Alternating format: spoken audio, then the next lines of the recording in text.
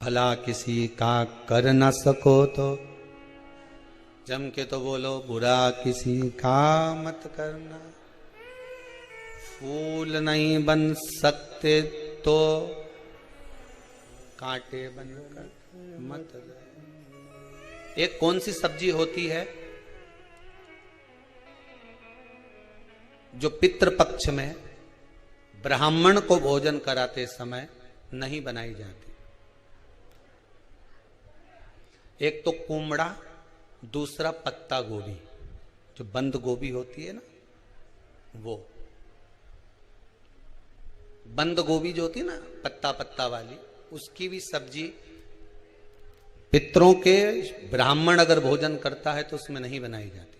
एक कुमड़ा, ये जो पेठा बनता है ना कुमड़ा का, ये भी श्राद्ध पक्ष में नहीं खिलाया जाता। महाराज बुरा कोला पेड़ा बोलते हैं, क्या बोलते हैं उसको,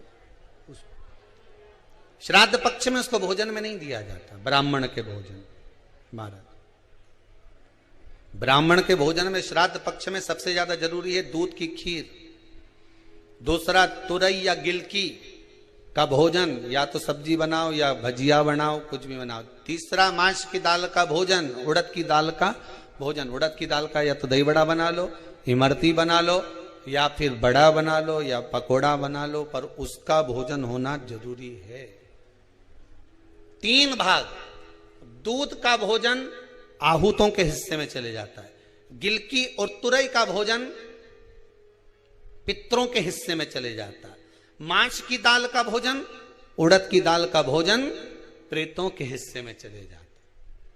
इसलिए ये 3 भाग का भोजन ब्राह्मण जब श्राद्ध पक्ष का भोजन करे तो उसमें बनाना जरूरी। कई लोग कहते हैं गुरुदेव जब हम गया जी से आ जाएं तो क्या ब्राह्मण भोजन कराना जरूरी है? क्यों नहीं, कराओ, क्यों नहीं करा? क्या गाय की रोटी निकालना जरूरी है? स्वान की रोटी निकालना जरूरी है? कौवे की रोटी निकालना जरूरी है? हम कहते हैं अगर श्राद्ध गया जी का हो गया तो भले कौवे की मत निकालो, पर गाय की, स्वान की, ब्राह्मण जन की भोजन प्रसादी जरूर।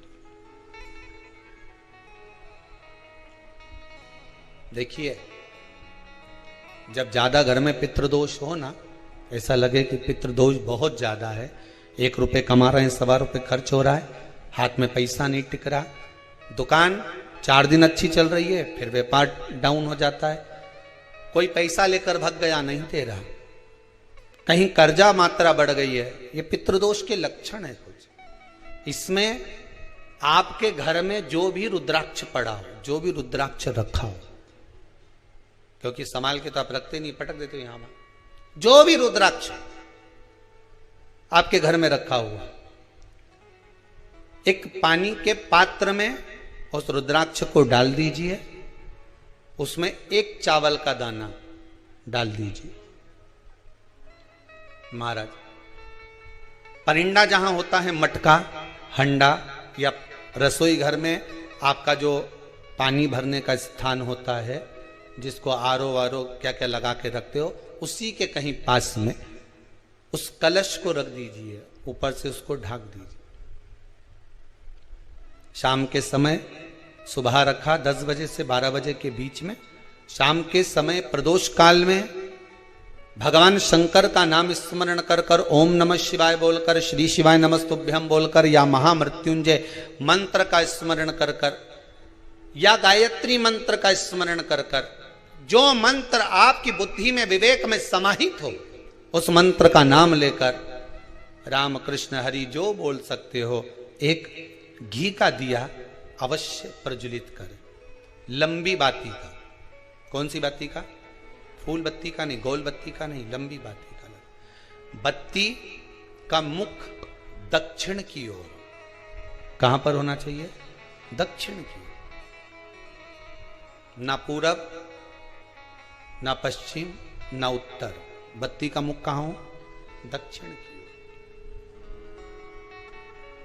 जैसे श्राद्ध पक्ष में ब्राह्मण को जब भोजन कराते हैं तो ब्राह्मण का मुख श्राद्ध पक्ष के भोजन कराते समय अगर पूरब, पश्चिम और उत्तर का होता है तो श्राद्ध के भोजन का फल नहीं मिलता।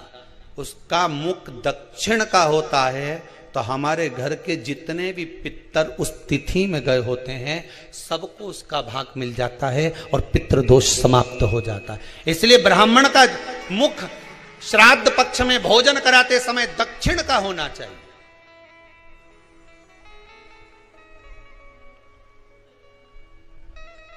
ब्राह्मण का मुख दक्षिण का हो।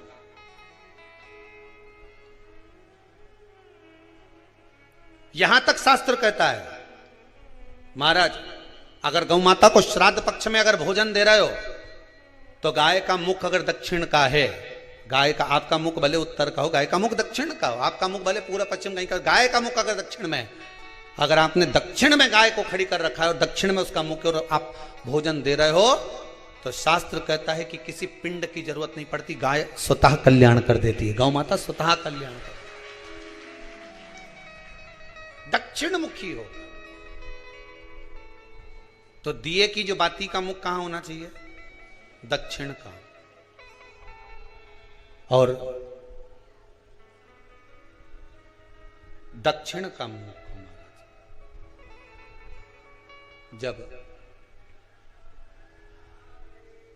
जब दक्षिण का मुख हो, दक्षिण की ओर बाती हो महाराज, तब दक्षिण की बाती जलाने के बाद में भगवान से वहीं पर प्रार्थना करें। जो कलश रखा है उसके ऊपर जो प्लेट रखी है, ढाका गया है, वहां अपना सीधा हाथ रखें और अपने पूर्वजों का, अपने पितरों का स्मरण करें कि मेरे धन को लेकर कोई चले गया, मेरा व्यापार ऐसा चल रहा है, मेरा घर में बच्चों का विवाह नहीं हो रहा, या घर में इतनी अशांति है या तकलीफ है या कष्ट है, ये सब का स्मरण कर कर उस कलश को रात्रि भर रखे रहने दें। सुबह स्नान आदि करने के बाद फिर एक घी का दिया दक्षिण की ओर लगाकर सुबह 10 बजे से 12 बजे के बीच में उस जल को शिव जी को समर्पित कर कर जाएं और वो रुद्राक्ष लेकर वापिस सजाएं। महाराज वापिस सजाइए, उस रुद्राक्ष को अपने घर में रख दीजिए। वर्ष भर वो रुद्राक्ष आपको कभी बीमारी से नहीं घिरने देगा, कभी किसी जगह खड्डे में नहीं जाने देगा, वो उन्नति की ओर ही बढ़ाएगा। भले कोई भी रुद्राक्ष हो, 1 मुखी से लेकर 14 मुखी, 20 मुखी, 18 मुखी, जो रुद्राक्ष आपके पास में, आप तो उसका स्मरण करिए।